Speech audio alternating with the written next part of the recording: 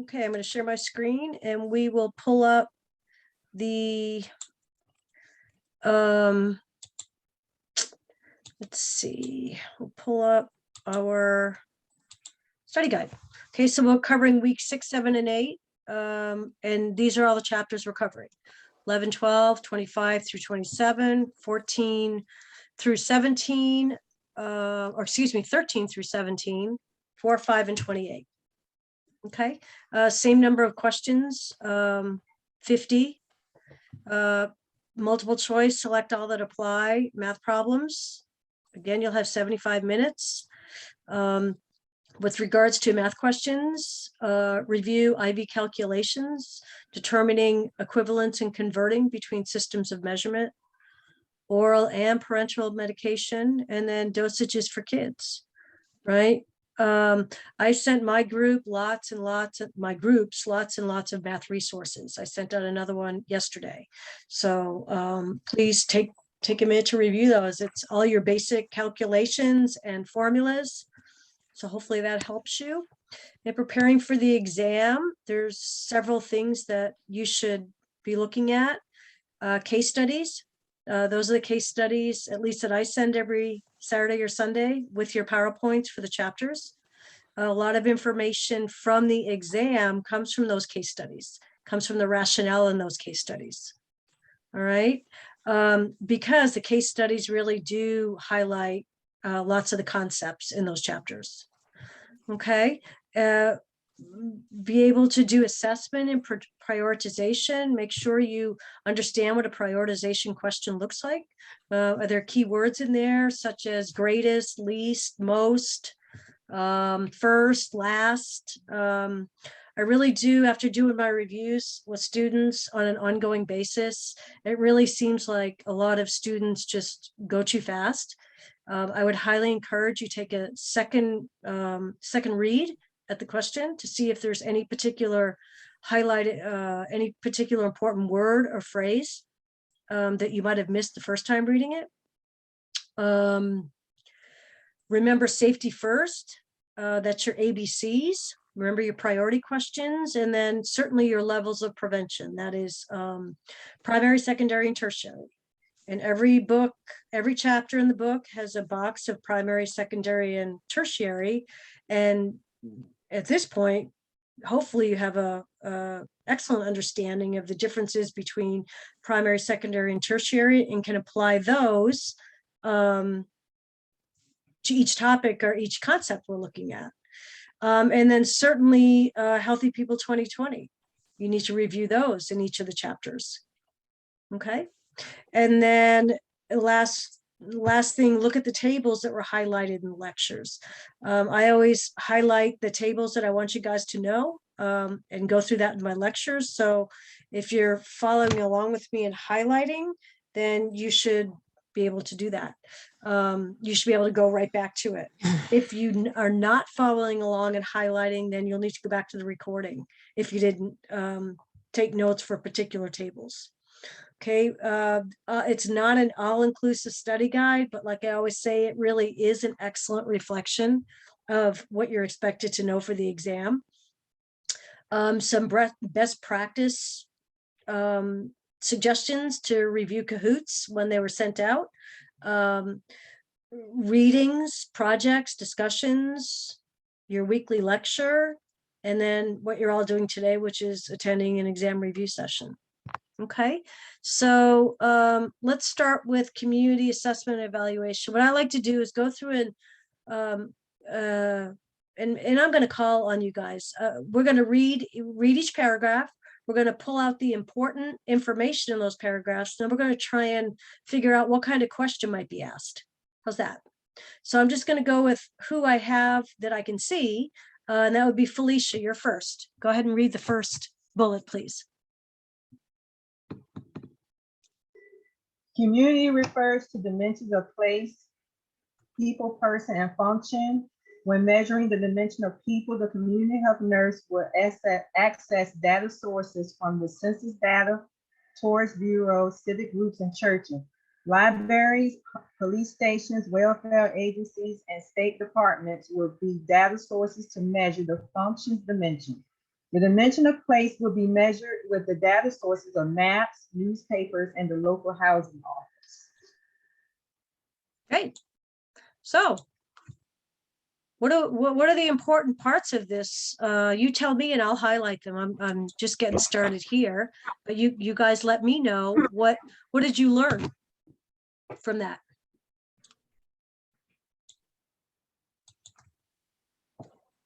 The data,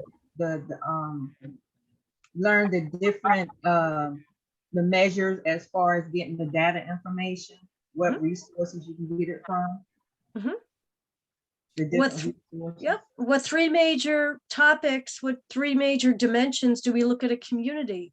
We look at place, people, and function. This paragraph outlines what each one of them are. So what kind of question might you get with this? Where do you look for your,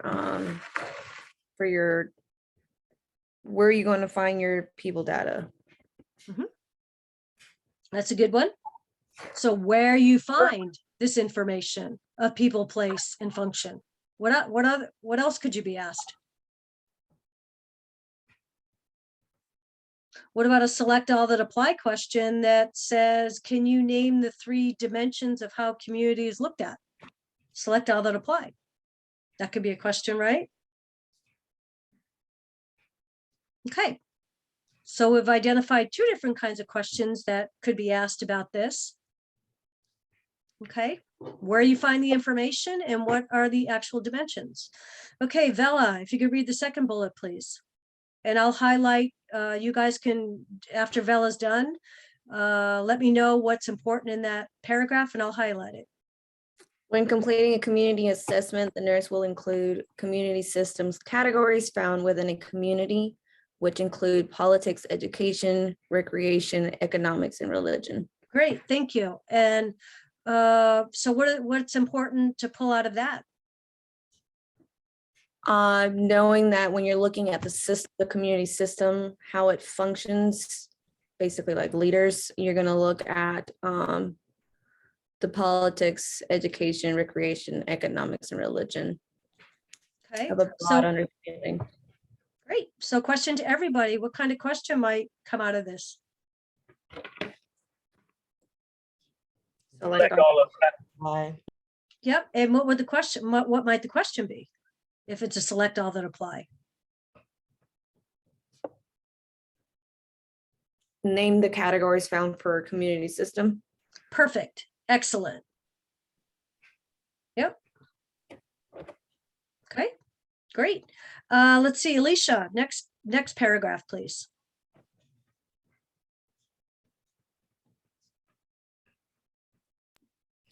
Active versus passive partnerships. Community partnerships focus on active participation by community leaders, businesses, and organizations to develop programs with healthcare professionals.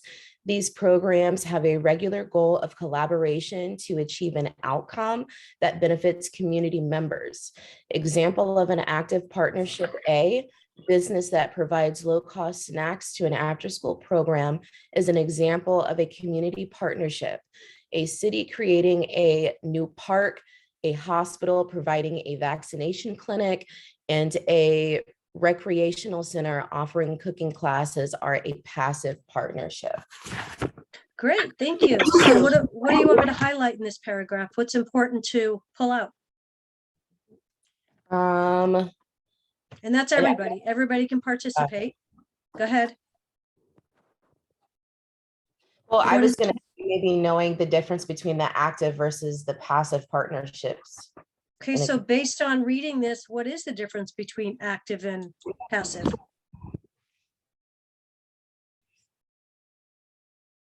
So active is where they're actually, I don't know, like where it says like they're providing the low cost. So they provide, I don't know, I guess maybe like they provide food, but then like the other part of it would be people that are actually building something, like they're building something from, the ground up. Yep. Yep. So the way I explained it in class was active participation is things exactly that are having a direct impact, right away, which is the low-cost snacks for after-school programs. Passive partnerships are those like task force, the community groups that are working behind the scenes to, build a new park, creating vaccine clinic, building a rec center, those kinds of things. Okay, does that make sense? Okay, let's see. I don't have, let's see, I guess I could find, okay, Catherine, you're next. During a community assessment here. During a community assessment, the nurse will perform data gathering and data generation. Data generation is a process of identifying data that does not exist but is developed through interactions with the community. Examples of data generation include information about the community's values, beliefs, and social norms. Data gathering is the process of collecting information that exists, such as the age of residents, racial distribution, and health organizations. Okay, great. So what is this paragraph discussing? The difference between what? Between data gathering and data generation. Okay, and based on what you just read, what is the difference? So data generation is something that you have to actually, that doesn't exist, but you're trying to find out. So that means getting in deep with the community and talking to the community about their values and beliefs and morals, hopes for the community, things that you may not get from, say, census data, right? Right. Okay. And data gathering would be already information that you can like go to, that you can already see, like the age of the community and stuff like that. Great. What kinds of questions might we get asked about this? Naming. You could probably just select all that apply, but then you could possibly do, I guess you could do a scenario and have something listed as far as, age and then figure out if it's data gathering or data generation. Excellent. Yep. Anybody else have any thoughts about other kinds of questions? It could be like a compare and contrast priority questions. What would you do first? Would you go in as a new community nurse? Would you do data gathering, or would you prefer to do data generation? And what's the right answer to that? You would want to go ahead and do a data gathering to have an idea of what you're walking into, to better understand that and compare and contrast with the data, the information you're producing. Great. Great. That's excellent. Quick question. Is this helpful to go through this like this? I know we've only done a couple, but want to make sure that we're understanding all this. Leanne, what's your feedback? I think it helps us move really smoothly through it. I like it. Okay. All right. Anybody else have any feedback? Okay. Let's see. Alicia's done. Marisol, you're up next. Okay. Right here. Windshield survey. Yep. A windshield survey is a method to collect data about the community by observing the community through a car or riding in public transportation. To conduct the windshield survey, the nurse will need to understand the community's boundaries to ensure that the community is adequately observed. The population size, social, economic qualities, and governmental structures would be observed during the survey. Great. So what's important to pull out of this? What's this topic? What's this paragraph discussing? The windshield survey. So what could you possibly be asked about a windshield survey?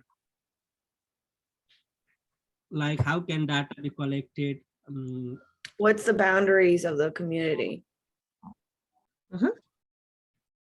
Well, okay, what's the boundaries of the community? Or how about, what will the nurse need to understand to make sure that the community is adequately observed?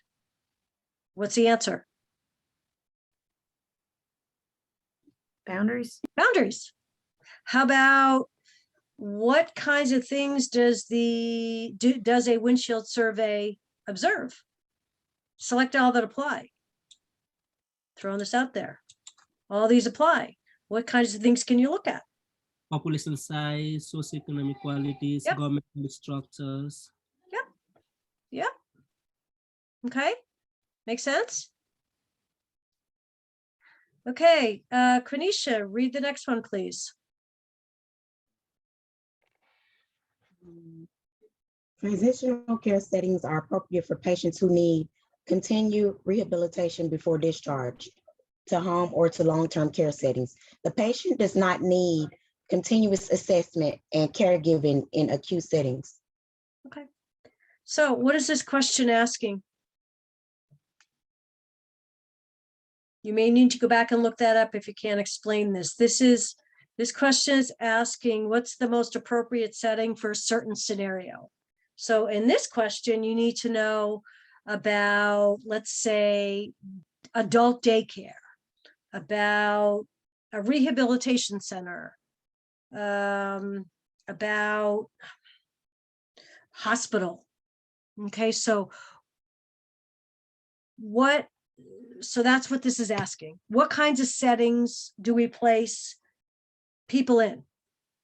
Okay, so you need to know what kinds of settings are available. Okay, and that is in the community. Let me see if, hang on one second. Let me read a rationale from that. 1 second.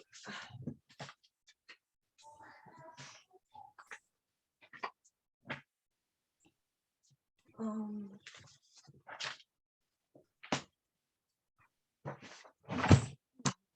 1 second. I'm going to stop sharing for 1 second. I want to go peek at something. Oh, shoot, I can't minimize. Okay.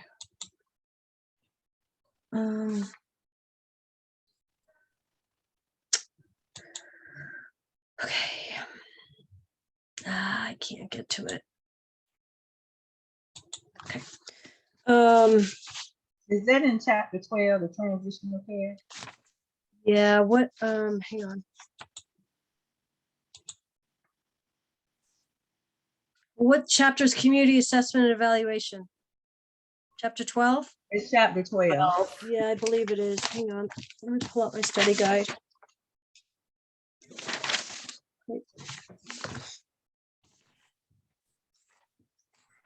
Yeah, chapter 12. Yes.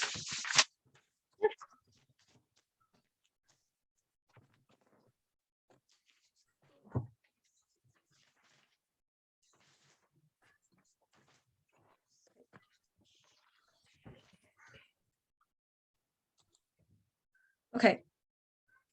All right, next topic is evidence-based practice. What's evidence-based practice?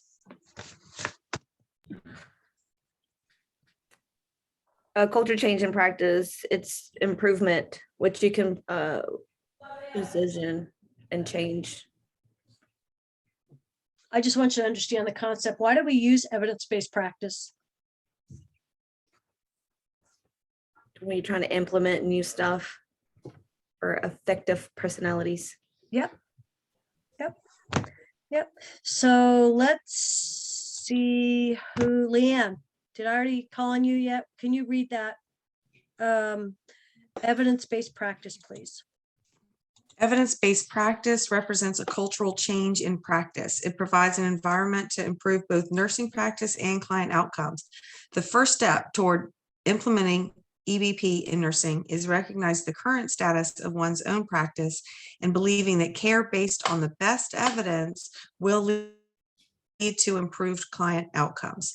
There are barriers to adopting and implementing new technology, such as willingness to embrace EBP, knowledge of research and current evidence, and the practice characteristics, such as leadership, and colleague attitudes.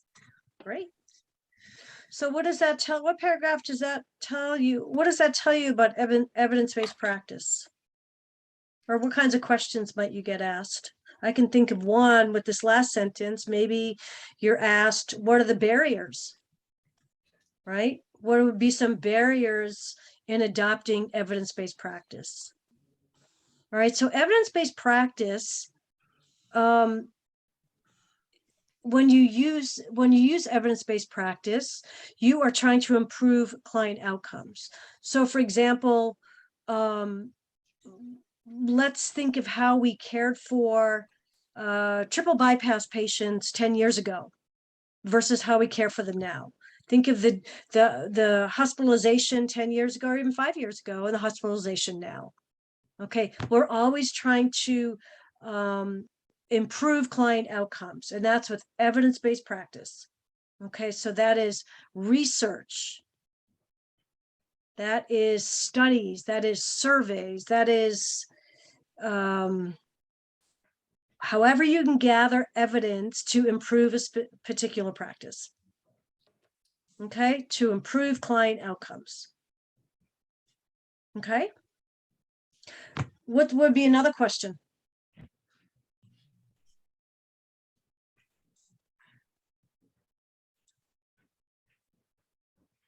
There's one here about what would be the first step. I don't know. It says the first step is to know one's own practice. Yeah, what would be the first step in implementing evidence-based practice? Well, and what's the answer? Recognizing the current status of one's own practice and believing that care is based on evidence. Yep. On the best evidence. With that, sorry to interrupt, Leanne. No, go. With that, to piggyback off her question, could a good example for that be, I don't know, your own opinion of the COVID vaccine versus educating based on evidence and research, or the safety? Well, the expectation is that you're teaching, you're educating Right. based on the evidence, not based on personal opinions. Right? That's your personal opinion is not evidence. That's your personal opinion, right? So your evidence is based on studies, it's based on poor outcomes. So maybe the evidence suggests that it's more effective in the older population versus the younger population. Does that make sense? Yeah. So that would be the first step, still acknowledging your, recognizing your own current practice. Well, thanks. And let me add this to it. There's a lot. Does anybody work with anybody that it's difficult to change their mind? Yes. The motto of, oh, that's the way we've always done it. Let's just keep it going that way. Does anybody work with people like that? Yes. Yes. That's what this is referring to, is we have to be able to accept what the status quo is, but also be open to improving your practice if it leads to, based on research, based on evidence, if it leads to better outcomes. All right. And so if you look at the first barrier here, it's the willingness to embrace it.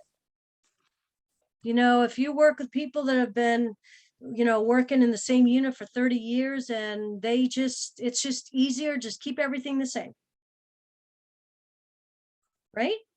They don't even want to hear about new evidence or new research. It's just easier if you just keep it the same. Make sense? Thank you. Yep. Okay, disaster management. I don't want to stop sharing to find somebody's name. Just somebody who hasn't read yet, keep going. Let's start with disaster management. I can read. Please. Go ahead, go. Disasters are labeled as natural or man-made. Natural disasters are events that occur naturally, such as earthquake, communicable disease epidemics, droughts, and hurricanes. Man-made disasters are events that are directly human-created, such as pollution, warfare, fires, and water supply contamination. Excellent, thank you. So what do we learn from this? examples of natural and man-made disasters and their definitions. Gives you the definition of both. What's an example of a natural? What's a definition of a man-made? So I'll throw out the first question you might get would be maybe a scenario of a disaster and maybe asking, is this a natural or is this a man-made?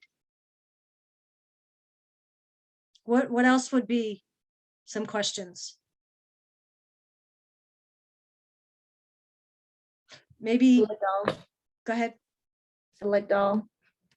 Select, what kind of select all? What's the question though?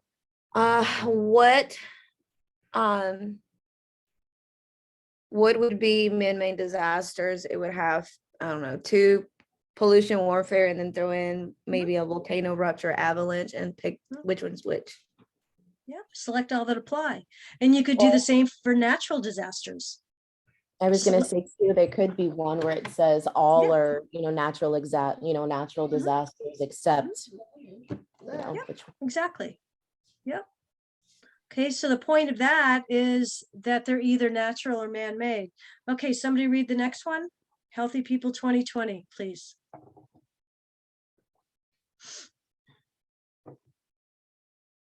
Healthy People 2020 objectives for disease mitigation focus on preparing, alerting, and caring for a disaster within a population. One objective focuses on increasing the proportion of crisis and emergency risk messages to protect the public. Home safety and safe driving will decrease injury to the population, but is not a preparation for disasters. Access to recycling centers is an intervention for environmental concerns, but is not a preparation for disaster. Great, thank you. So what are we looking for here? The importance of preparing. Preparing, alerting, and caring for people within a disaster, people in a disaster situation, right? But what's the key takeaway in this paragraph? What is it looking for? The Healthy People 2020. Thank you. And so what happens if, so what do you expect it to know? So that would tell me that you need to go back to the disaster management chapter and look at the Healthy People 2020 box, right? Because when we're asking a Healthy People 2020 question, what are the only acceptable answers? Healthy. What is labeled as the Healthy People 2020? Right. I mean, there's been scenarios in both exam 1 and 2 where you're asked a Healthy People 2020 question and all the answers seem like good ideas. All the answers seem correct, but only one of them was in the Healthy People 2020 box. Does that make sense? Okay, so it tells you right here. One objective focuses on increasing the proportion of crisis and emergency risk messages to protect the public. Okay, so it tells you what one objective is right there.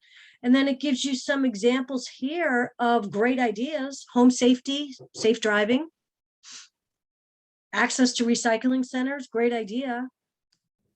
But it tells you they're not part of Healthy People 2020. Does that make sense? So I can't stress enough. Don't be thrown off of all the answers look, oh yeah, that's a good idea. Oh yeah, that's good. They have to be Healthy People 2020 specific. Okay, next, if somebody could read the next one, please.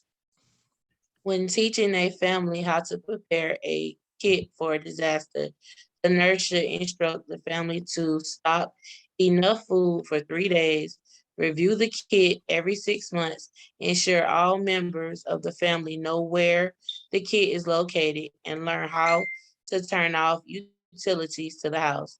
Reviewing the supplies every 6 months verifies that there are no expired items. Great, thank you.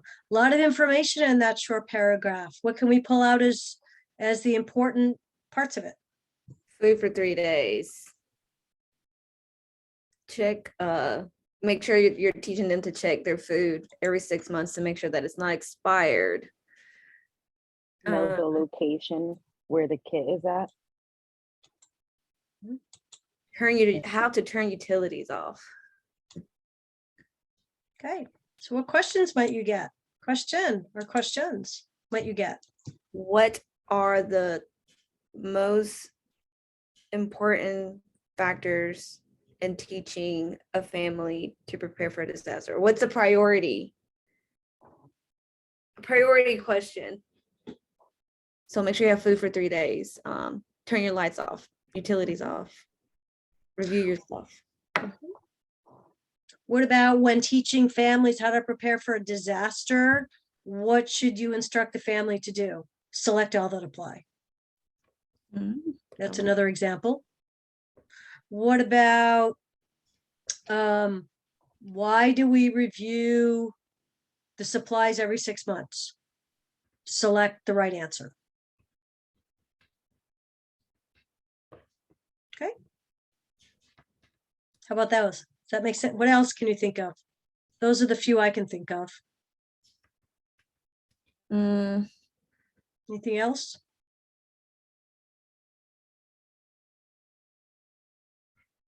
I think that covers it. Okay, next, somebody take up the next paragraph, please. The purpose of a mass casualty exercise in a local community is to evaluate the agency's response and validate capabilities. The priority outcome to evaluate would be the amount of time it would take for the emergency response to be activated. Early response systems can decrease casualties while increasing the availability of resources. Thanks. All right, what do we want to take out of this? How about go ahead, go. Sorry. The priority outcome. This is a good priority question. What is the purpose of this? Which is we need to get the time down, basically. What's the purpose? Yep, exactly. What is the primary, right? Or priority? There's your key word, priority. What is the priority of mass casualty exercises? What's the answer? Time. Time. Okay. What is it about early response systems that are effective? Select all that apply. Decrease casualties. Well, maybe not a select all apply, pick one. What is the effective, why is early response systems effective? Select an answer. Decrease casualty. While increasing availability of resources. Right? So that'd be an excellent priority question. When a federal emergency has been declared, the National Response Framework may provide specific needs to the community. The role of the National Response Framework is to support the community experiencing a disaster with transportation, temporary housing, medical resources, search and rescue, and firefighting. What's the important part of this paragraph? The role, what they provide, the housing, medical resource, search and rescue, firefighting. Absolutely. Mr. Marvel, is that what FEMA? It's part of FEMA. Yeah, they are the kind of quick get in there and get things organized. Okay, so somebody just brought up a question. What kinds of services, what kind of support does the NRF provide? Select all that apply. Here's a whole bunch of answers. Okay. How about when there is a federal emergency or a disaster, which agency would be the one to respond? Would that be the National Response Framework? Would that be FEMA? would that be, no, when a federal agency has been declared that's going to provide support for transportation, temporary housing, medical resources, what agency is that? Is that FEMA? Is that the NRF? Is that the CDC? Is that the World Health Organization? Which agency? NRF. Yeah. I'm just giving you an example of a question, right? Okay, any questions so far? Okay, let's go to using health information. Somebody start us off, please. When developing a community-based education program, the nurse will determine the population the education is meant to be developed for. The nurse will then identify an issue that requires education, select a learning theory as a framework for the education, and then choose the teaching strategies to implement. Okay, so we're talking about community-based education here, developing a program. What would be the first thing that the nurse will have to determine before developing a community-based education program? The population. What's the answer? Population. Population. What would be another question? Put in order. Go ahead. What is the fourth step in creating an education community-based program? What is the what step? Fourth. Fourth? Yes. Okay, so what's the answer to that? Examine education issues and concerns. So let's see what we have to do. First, we have to do a population. Right. Then the we have learning to theories. identify an issue. Right? Mhm. Then we have to select a learning theory. That's 3. And then the last is we have to choose a teaching strategy. Right? Yep. So there's your 4. So maybe a question, let's see. When developing a community-based education program, which of the following is part of the process? Select all. I don't know, any of the answers could be identifying the population, identifying an issue, choosing a learning theory, choosing a teaching strategy, right? Or select all that apply. When the nurse is developing a community education program, what needs to be considered? All right.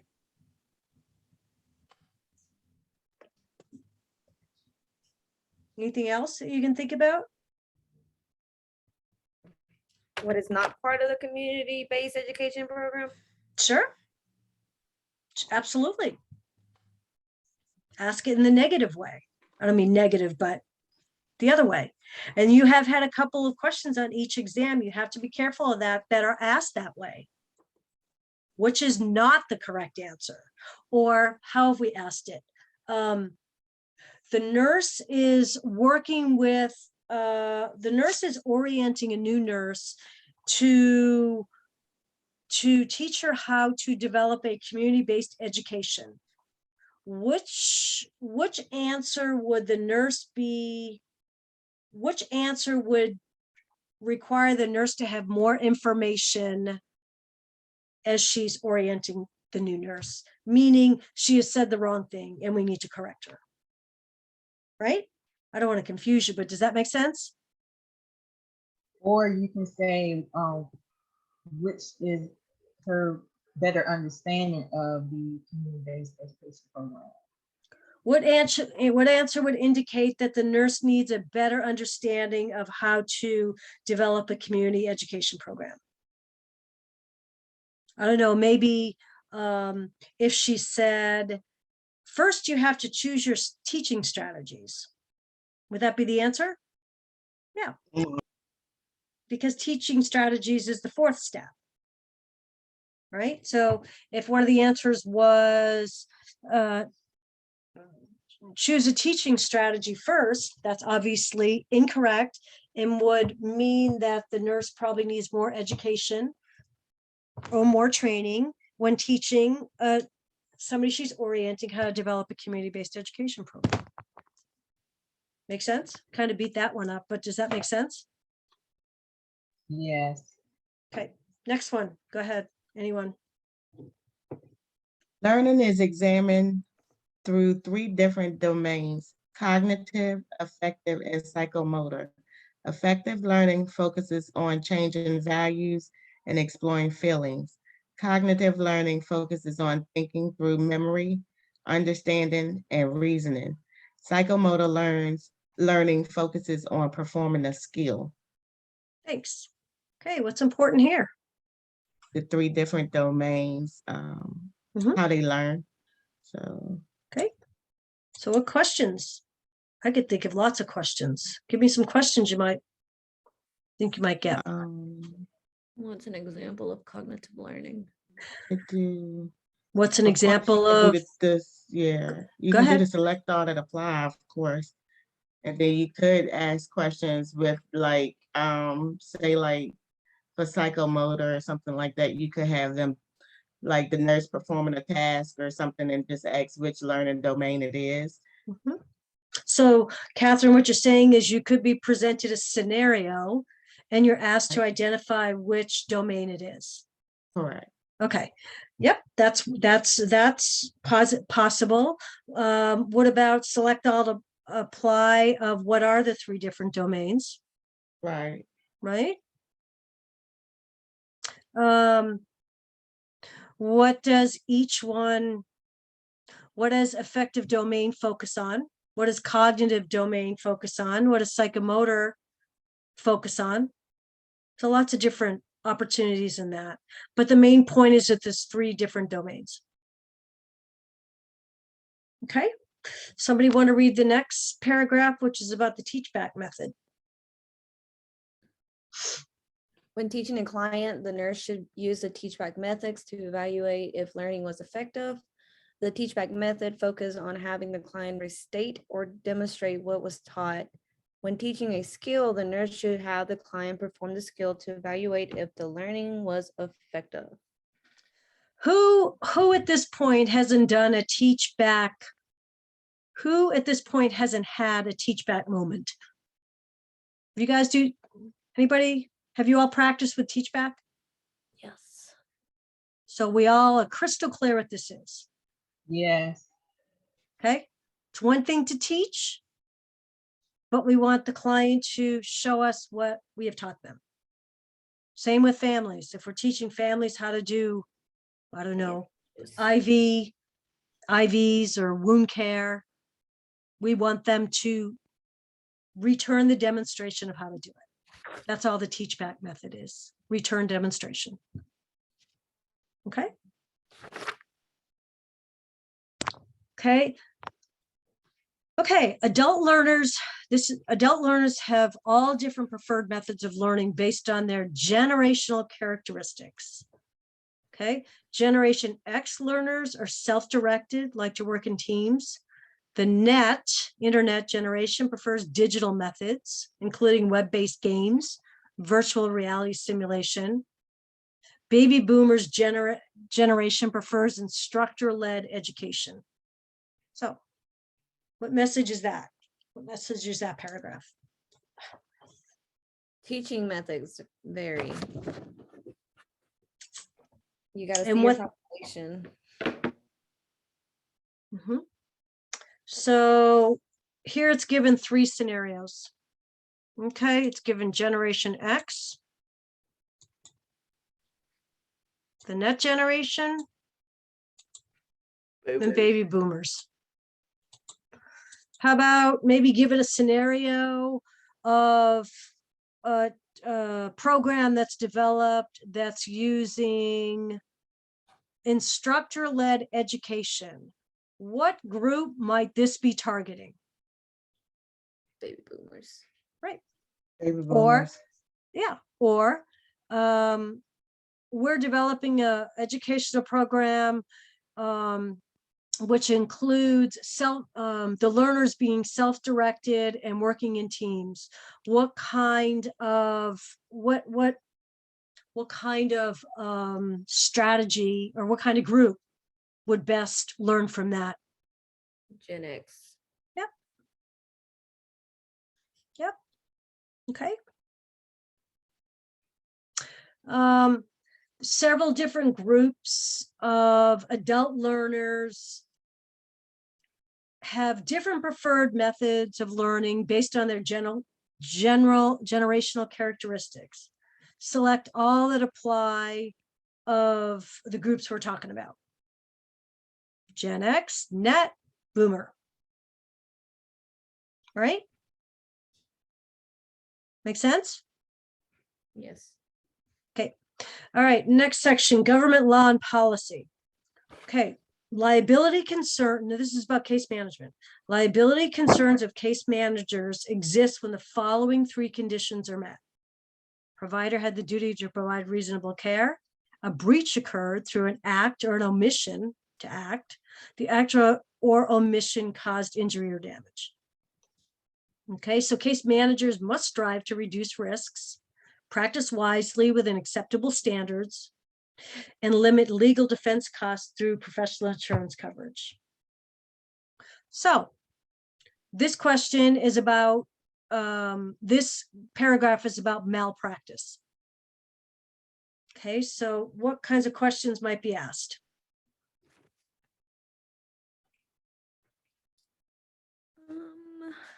You can be asked, what are the conditions? Which of the followings is a condition for malpractice?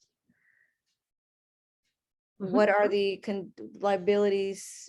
What are the three liability concerns that a case manager might need to focus on?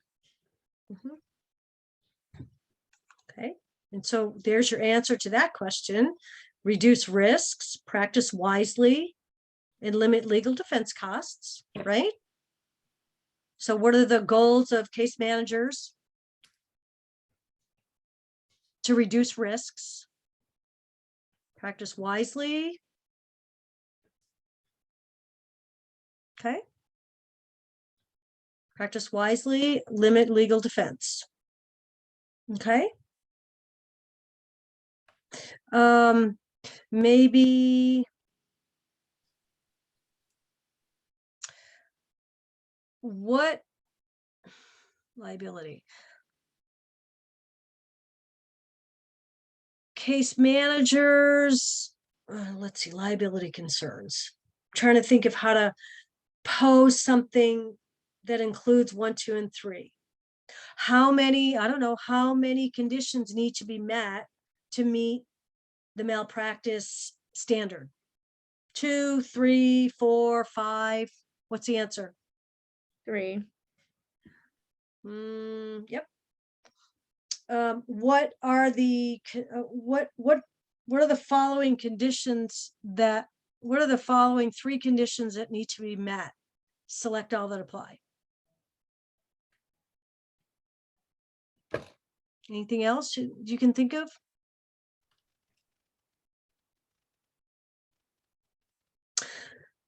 Okay, next, somebody tell us about the Shepherd-Towner Act.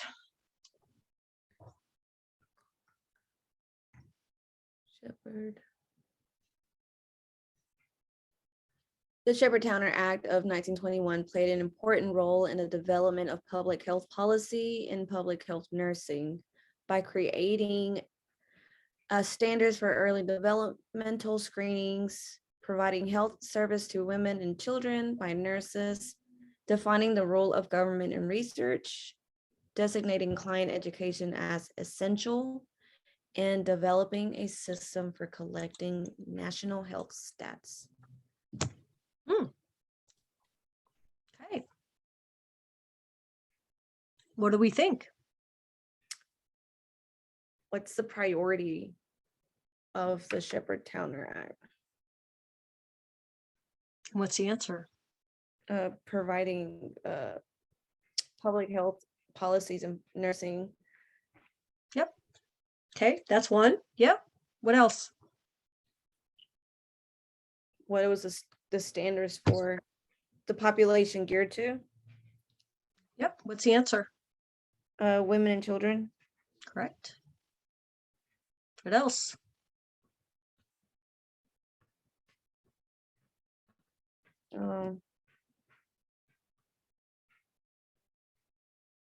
Select all. Right. Select all that apply about what standards or what services were applied? What services did the Shepherd Towner Act of 1921? What do they do? Select all that apply. Right? Select all that apply. Early developmental screenings, providing health services to women and children, defining the role of government and research, designating client education as essential, and developing a system for collecting national health statistics. So, Ms. Marvel? Yeah. When it says standards for early developmental screening, is that secondary as level of prevention? Yep. Yep. Yep. What's providing health services to women and children? What's that? Primary.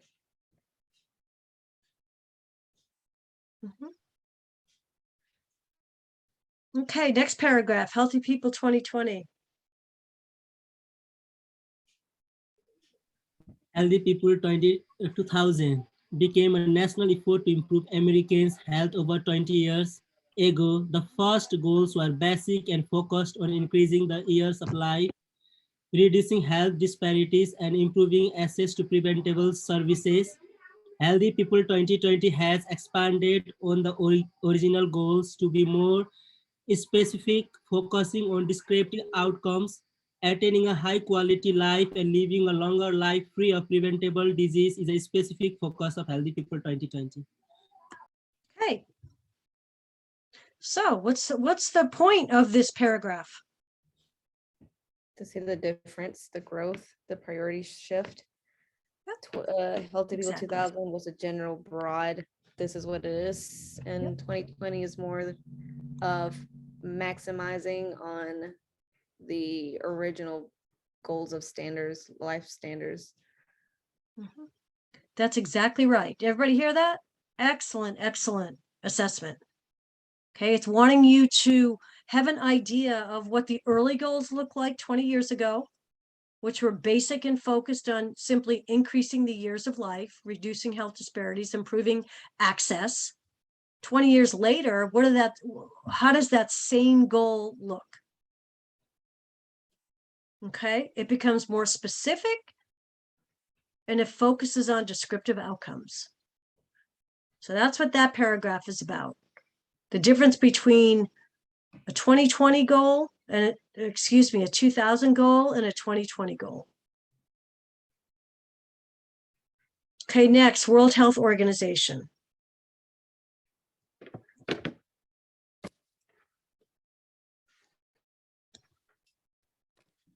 The World Health Organization has a goal to attain the highest possible health for all persons.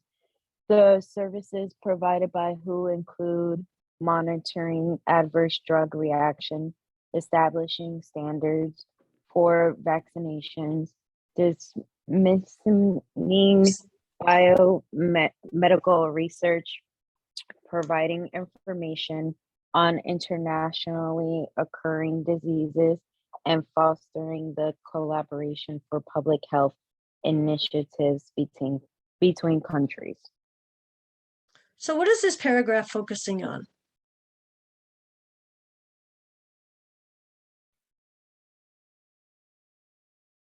The The services, services. Services of who? the WHO, Which is what? World Health Organization. Okay. So gives you a lot of services they provide. It also gives you a goal. What's their goal? Attain the highest possible Highest. health for Mhm. everyone. Okay, and so when it says all persons, okay, so let's a goal to attain the highest possible health for all persons is held by which organization? The CDC, the FDA, the EPA, the World Health Organization. Let's say you don't even know the difference between all of those. What is a key word that I just said? World. All. All, All. right?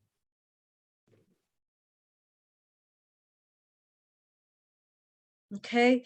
World Health Organization is worldwide. That's the point of this. We have global agencies, we have federal agencies, we have state agencies, and we have local agencies. Okay. Next one, I've already highlighted these 4 different, I was using this in class the other day. So somebody read that, I'll read this. Agency for Health Care Research and Quality is responsible for improving the quality and safety of healthcare through measuring quality indicators. Center for Disease Control and Prevention is responsible for monitoring health, detecting problems, implementing prevention strategies. The Health Resources and Service Administration, which would be the HRSA, improves health status by providing education and funding for healthcare professionals. The National Institutes of Health, the NIH, is the Center for Biomedical Research. So you got 4 agencies in there, all representing different services that they provide. So what kind of question might be asked? It could be like, what agency is responsible for quality and safety through measures, and then give you the abbreviation of all 3 of them: AHRQ, Yep. HRSA, NIH. Yep. Exactly. Okay. Okay. Which agency is responsible for monitoring health, detecting problems, and implementing prevention strategies? CDC.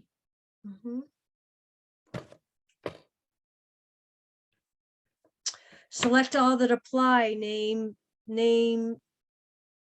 the 4 agencies that we discussed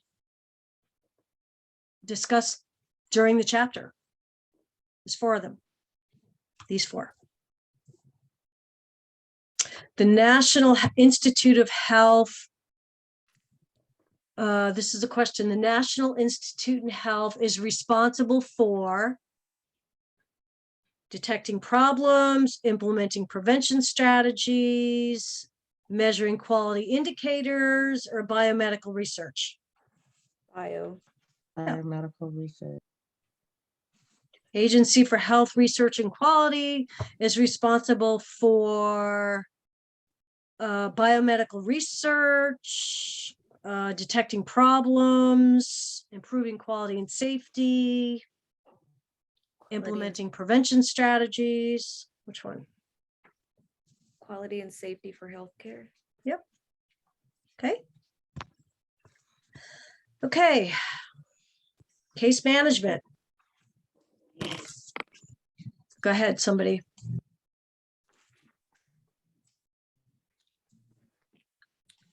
The case manager is responsible in promoting self-determination when advocating for a client following the nursing process. The goal of advocacy is to promote self-determination in the constituency or client group. Following the nursing process, when assessing, diagnosing, advocacy compares through the exchange of information, gathering of data, highlighting values. The classic process of advocacy includes informing, supporting, and affirming. Okay, what do we think there? What's this paragraph about? Using ADPI. Pardon me? Using Okay. Advocacy, basically Advocacy. promoting for your patient. Mhm. Advocating. Mhm. A question can be like, what's the classic process of patient advocacy? Mhm. What's the answer? Informing, supporting, and affirming. Mhm. What does promoting self-determination mean? Where is that? First sentence.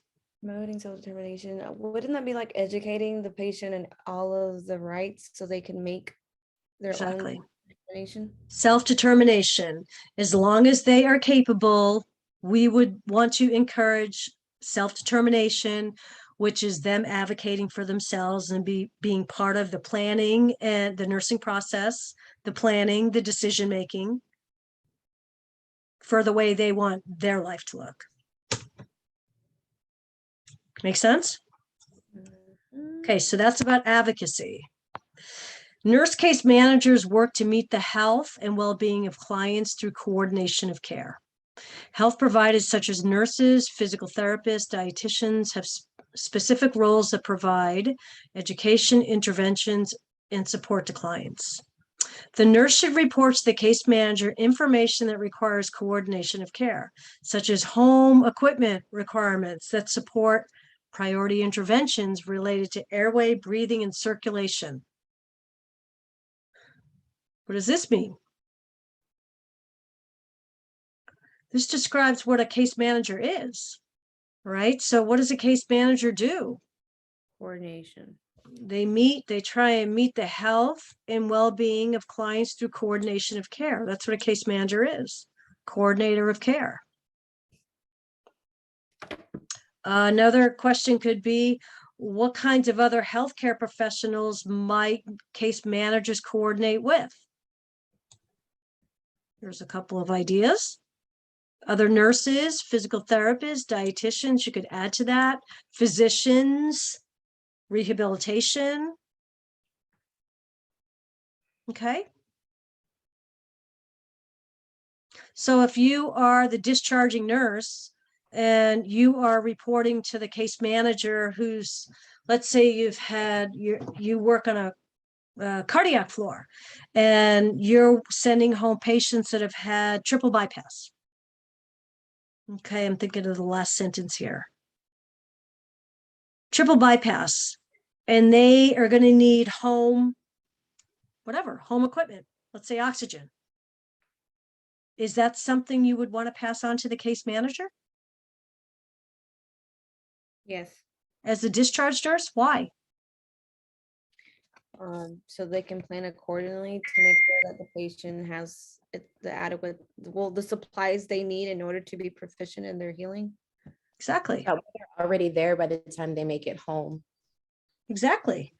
What happens if a patient goes home on oxygen and there's no home oxygen ordered and they get home? What's going to happen? Then go back to the nursing home. To the hospital. Yeah. So that's part of the role of the case manager. Okay, making sure all the I's are dotted, the T's are crossed with regards to coordination of care for their clients being discharged, I don't know, to a rehab, to a long-term care, to home. Okay. Okay. Oh, we still got a lot to go here. Is this helpful? Yes.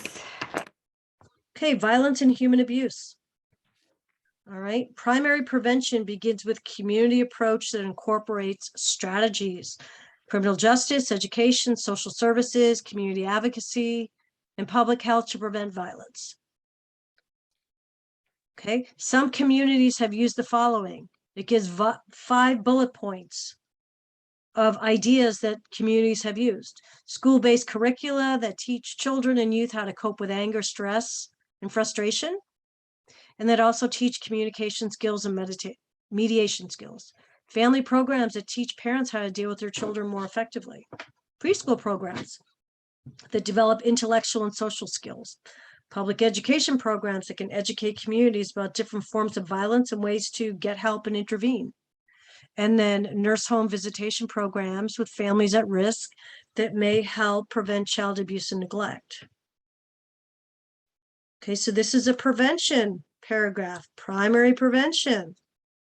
Okay, this is about trying to prevent violence. A lot of information. You have you have strategies that have been used. You could get asked about those. You could ask who from the community would be part of that primary prevention group. Well, criminal justice, education, which is, criminal justice, law, that's law enforcement, education, teachers, social services, community advocacy, and public health. So you get five different groups that are potentially involved in primary prevention activities to reduce violence and human abuse. Okay. Infectious disease and prevention and control. You guys can read this on your own, this part, but know that this is the most important part. This is what this paragraph describes. That vaccines are one of the most effective methods of preventing and controlling communicable diseases. What happens? Well, in the United States, we have no shots, no school legislation. Okay. Which means kids can't go to school if they're not immunized. However, two issues arise. What groups are, this paragraph describes what groups are high risk for not being immunized. So you guys can read through that. Okay. And the other question I pose is, what do you do with parents who do not want to get their kids vaccinated? Whether it's a personal exemption. You have to respect. Oh, sorry. No, go ahead. Go. You have to respect their beliefs. They could have a personal exemption, a medical exemption, a religious exemption. And the only thing you can do is remind them how important vaccinations are in preventing and controlling. And then at least as a nurse in the schools, what I had to do was let parents know if there was an outbreak of something that they weren't vaccinated against, say chicken pox or pertussis, that those would be the first parents we called. That we couldn't demand they came and pick up their kids, but we could tell them that they haven't been immunized and they probably should stay home until this is passed. Okay, so have a look at that paragraph as well. It's all about vaccines. Okay, surveillance. Somebody want to read that for us?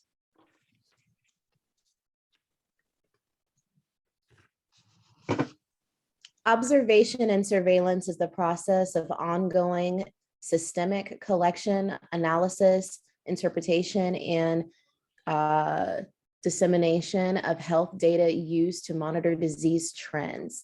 The purpose of observation is to assess the public health status, identify trends of disease patterns, set priorities for scarce resources, and develop programs for rapid response. The purpose of surveillance is to reduce morbidity or mortality by preventing or controlling the spread of disease, but does not focus on eliminating community-based infections. Awesome. So what we learn in this paragraph is the difference between observation and surveillance. Right? We also learn what the process is for observation and surveillance. In the first sentence, then we learn about what the difference of the two of them are. And we're given specific examples of observation and surveillance. So what kinds of questions are possible?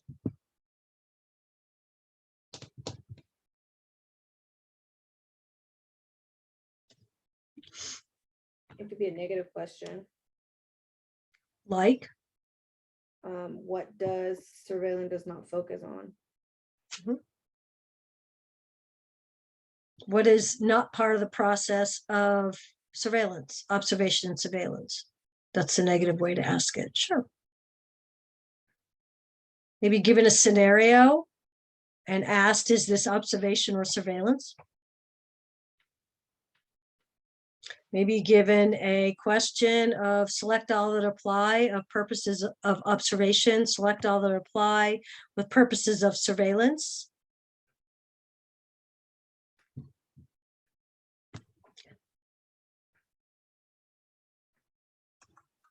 Okay. Okay. Surveillance systems are essential to protect the public's health by assisting with early detection of disease and implementing interventions to reduce morbidity or mortality.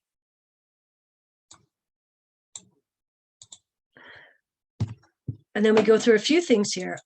A passive system, so we're talking about surveillance systems. We identify what a passive system is, what an active system is, what a sentinel system is,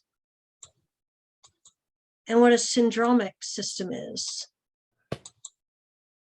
Okay, so that could be a definition question about any one of these. Could also be which is not a surveillance system, or which are surveillance systems, or select all that apply systems.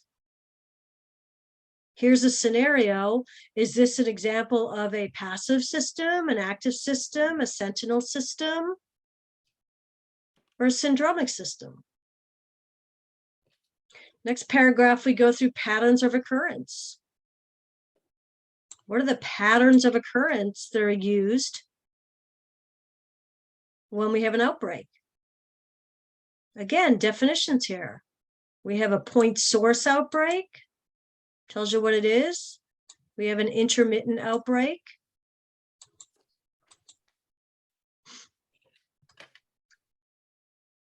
We have a mixed outbreak. And then we have propagated outcomes, a propagated outbreak. That should say outbreak.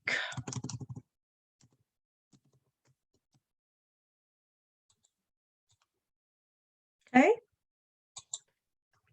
So, and it gives you an example. Point source could be,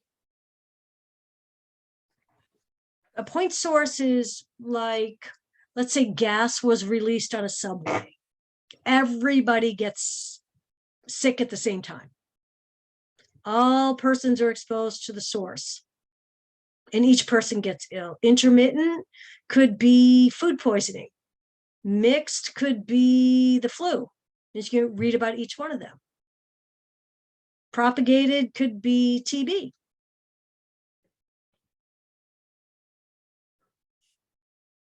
Next paragraph is about developing community-based programs. Okay, this is important, this first sentence here. In order to develop a community-based program, what's the first thing that needs to happen? Conduct an assessment. Needs assessment. Okay.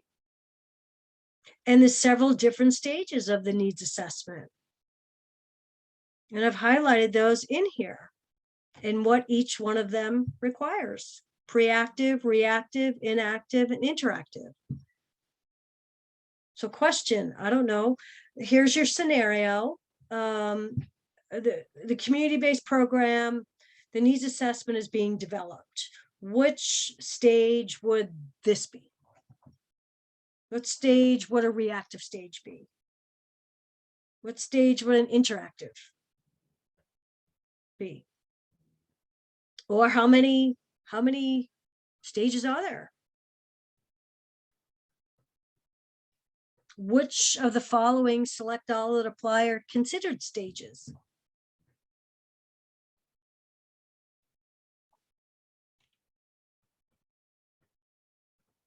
Then we go through some models. Models for planning activities. There's 3 models that you need to be aware of. Okay, the patch. This is in the book, I believe this is presented as APEPH.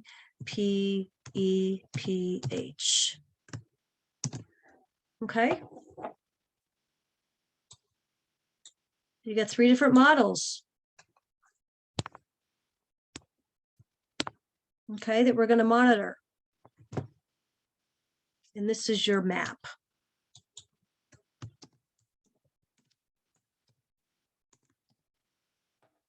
Okay, know what each one of those are. Or maybe you give it a scenario of surveillance, a scenario of an outbreak, and given some details, and you're asked which model would be used, which model would be a priority in using to conduct the investigation or the surveillance or the monitoring. Just try to break it down for you. Okay.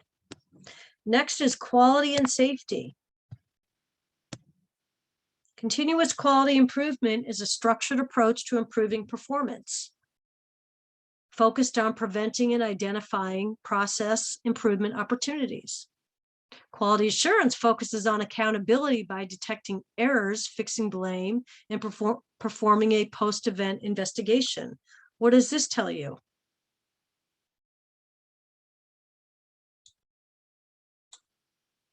It gives you a definition of what quality improvement, continuous quality improvement is, and it talks about what quality assurance is. What's the difference?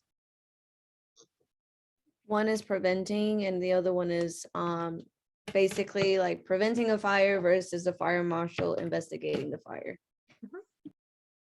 Excellent. Yep. Does everybody understand that? Continuous quality improvement is exactly what it says. We're trying to continuously improve the quality. And how do we get that feedback? Maybe patient surveys, client calls. How was everything? What could we have done better? Right? Where quality assurance focuses on what happened.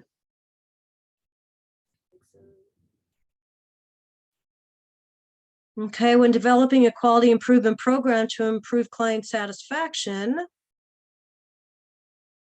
the program should make sure that all the staff is aware.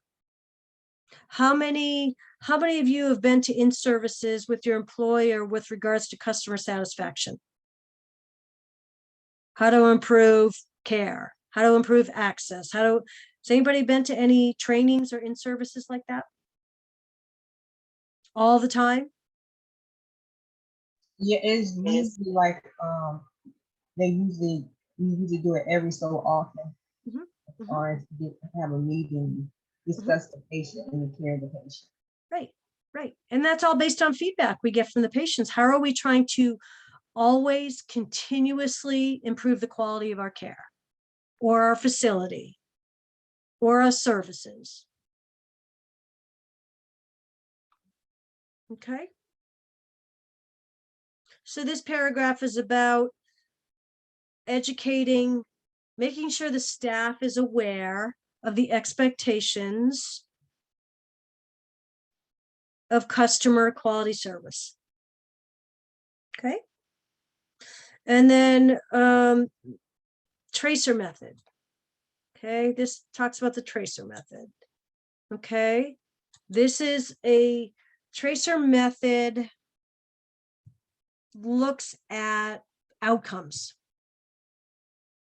Okay, so groups of clients are selected to evaluate the differences in outcomes resulting from nursing care standards. Okay, but there's one thing about the tracer method that we need to know. And what is that? Clients have to have all of these. Same disease, same stage of illness, same lifestyle, same intervention, similar intervention, and live in the same community. So what might a question be about the tracer method?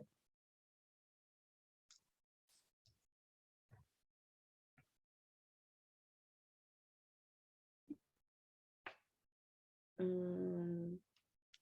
is the most effective, what is most effective when evaluating care using the method? Good one. Like focusing on the fact that the tracer would work better when it's being done on a group versus an individual patient. What characteristics does the group have to be able to participate? What similar characteristics does the group have to participate in a tracer method study? Select all that apply. Or ask it the other way around. Which of the following answers is not something that is considered using the tracer method? Right?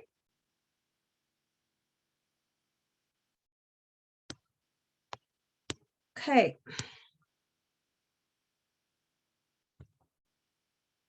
Would that be geared more to like focusing on the diabetic population in the community since they have the same disease, same intervention? Sure. Same disease, same, if they have all of these.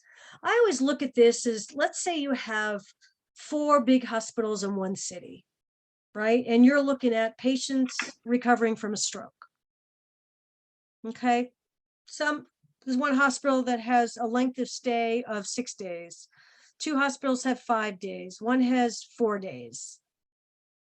Okay. So we're going to do a study, right? We're going to look at outcomes, right? So we're going to select these groups in this hospital that have the same disease, approximately the same stage of illness, lifestyle, intervention, same community. And we're going to all look at how do we care for patients with strokes, right? So we're looking at outcomes from all 4 hospitals, right? And then we gather information to figure out what is best practice. Does that make sense? Yeah. Okay. Thank you. Yep. Tertiary quality prevention focuses on the outcome of quality improvement project that decreases the incidence of disease or improve quality of life. So there's a good definition right there for you guys of tertiary. Outcome, quality improvement. Okay, remember tertiary, they already have the disease. With my class, I do P is prevention, S is screening, and T is treatment.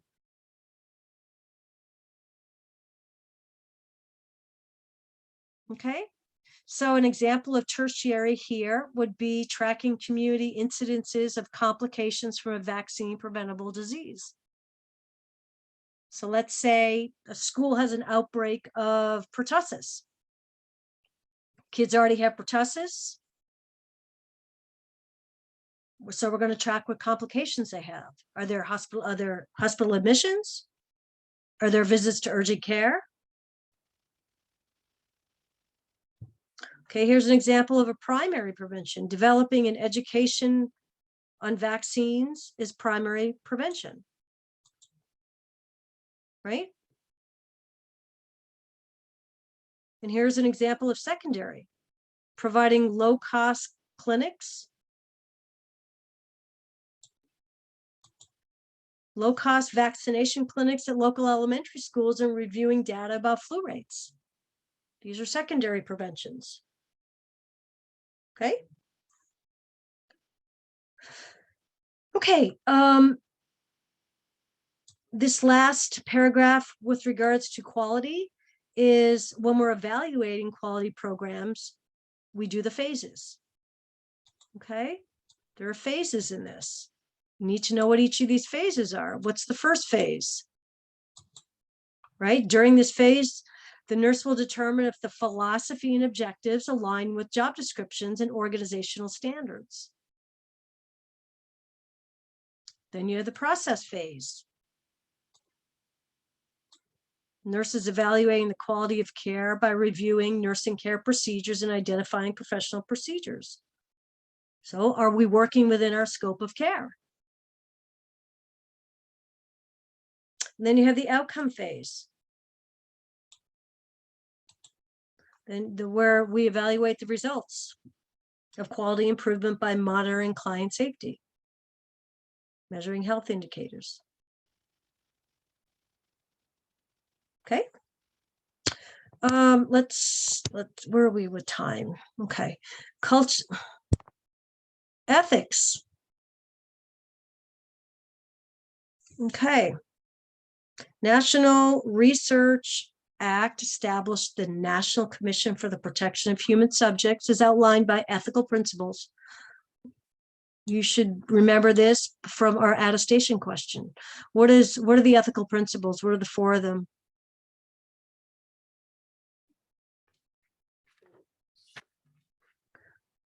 This is autonomy. Beneficence, Justice. justice, Mhm. maleficence. Non-malfeasance. No, that one. Mhm. Uh, Distributive justice. What are we missing here? We are missing non-malfeasance. What's beneficence? do good. Do good. What's non-malfeasance? Do no harm. Malfeasance. I can't spell. Hang on. Ah, It is at the end of the, yeah, I can see here, like feminist ethics, and there is non-malfeasance is to do no harm. There is. say that again. I didn't hear what. I said that non-malfeasance is to do no harm. That statement is in the last sentence, second last sentence of the down, like last paragraph. Yep. Okay. Feminist ethics. Yep. So yep. That's a. Okay. I'm going to take this out. Because that belongs up here. Okay. Some ethical theories that you need to be familiar with is utilitarianism. Right? So the action justifies the means with utilitarianism. Then you have the ethical theory of deontology, which is the theory that uses moral rules or duty rather than consequences. And then you have the theory of distributive justice. Will the action create a burden? And then you have the theory of consequentialism, which is based on the consequences of your actions. So there's your 4 ethics theories. You with me? Yes. And then we talked about 3 different kinds of additional ethics, or at least I talked about this in class.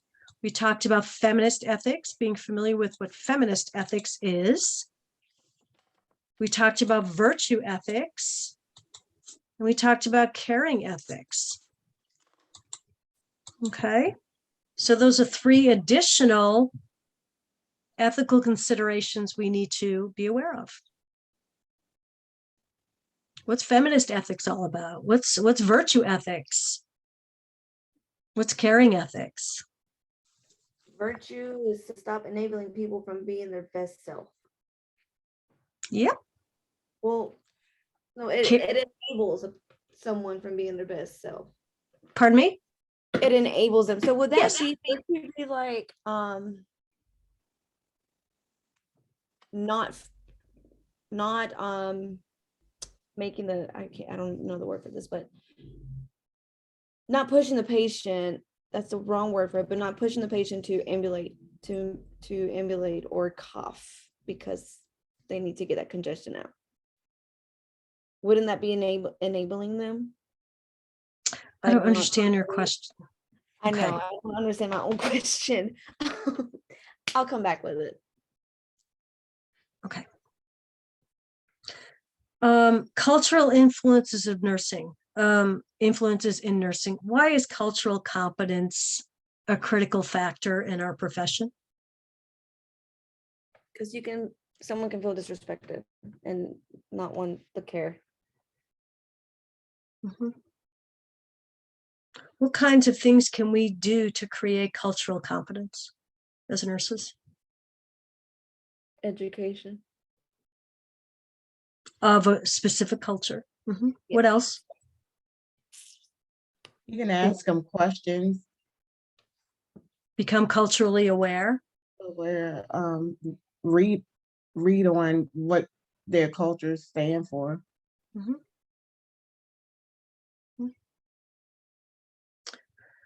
Okay, here, in this first paragraph, we talk about the difference between immigrants. Actually, I take that back. First and second paragraph. The first paragraph is about immigrants. Second paragraph is about refugees. We need to know the difference. There's a lot of similarities is with regards to needs, barriers, lots of similarities, but there's also a few differences. Okay. So I'm going to have you guys read those two, but we do need to know the difference. Okay. And then we focus here on a couple of different cultures. You can read this on your own too. We focus on the Native American culture here. And we focus on the Hispanic culture here. So just some information and statistics to be aware of. Okay. So for example, Native American culture is often past oriented. Okay, they may not have any concern about the future. So let's say you are instructing a Native American client to call in 3 weeks for a follow-up appointment. And that action is future oriented. Is this client probably going to need some assistance? Yes, Why? because they probably, well, since they're not thinking about the future, they probably forget to make that follow-up appointment. So what could you do to help, Catherine? You could probably go ahead on and schedule the appointment Exactly. and give them that date so that they would know. That's awesome. Thank you. Does everybody understand that? Yes. Okay. And then the next paragraph, we talk about communicating with different cultures. And here we specifically recognize the Hispanic culture. What does the Hispanic culture expect with regards to communication? Affection. They expect that we should be avoiding negative expressions, right? They expect direct eye contact and physical contact during communication.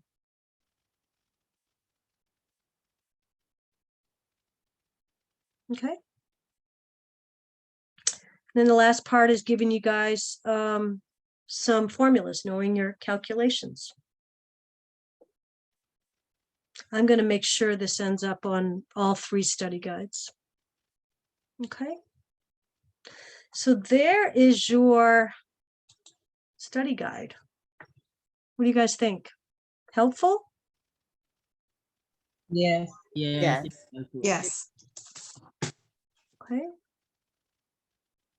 If there are sections in the study guide that you're just not getting or you don't understand, please go back and research your other sources of information, your case studies, your PowerPoints, the book, and try and become more educated on that topic or concept that you're having trouble with.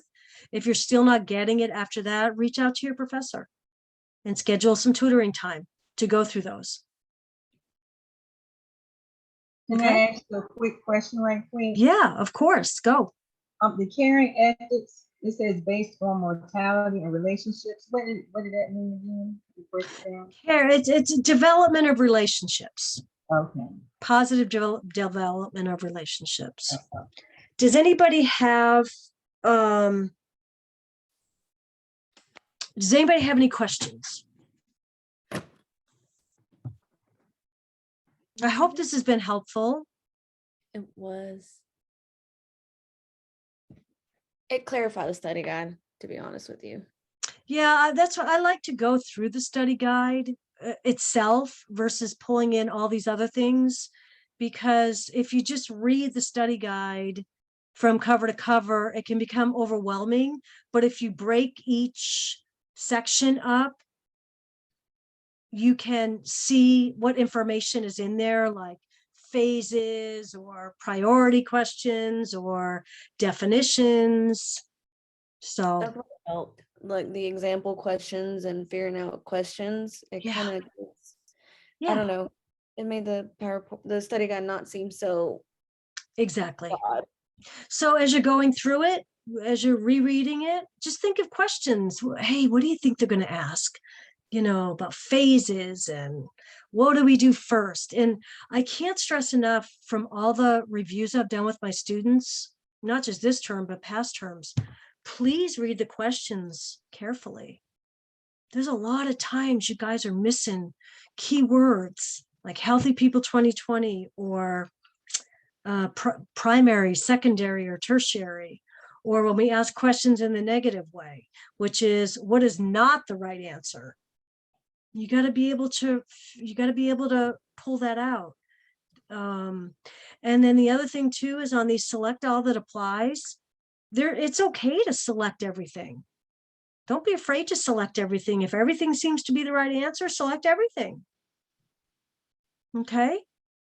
So I think on the first two exams, there's been at least a question or two that the select all that apply have been all of them.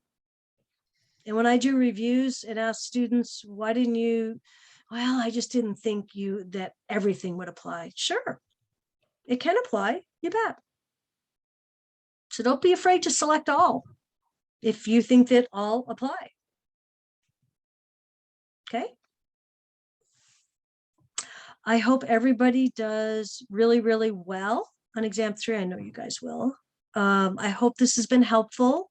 I will send the recording when I get it.